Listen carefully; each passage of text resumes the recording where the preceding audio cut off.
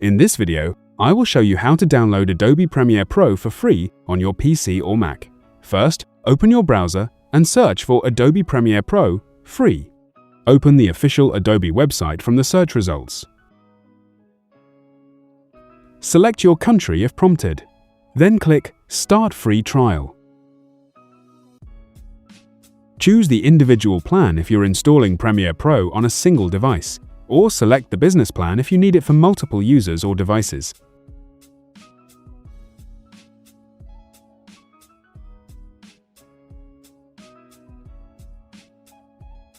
Next, enter your email address and click Continue.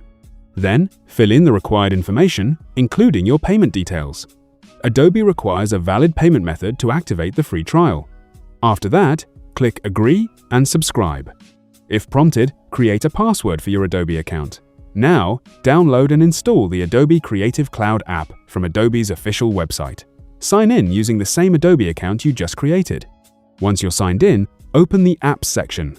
Find Adobe Premiere Pro and click Install.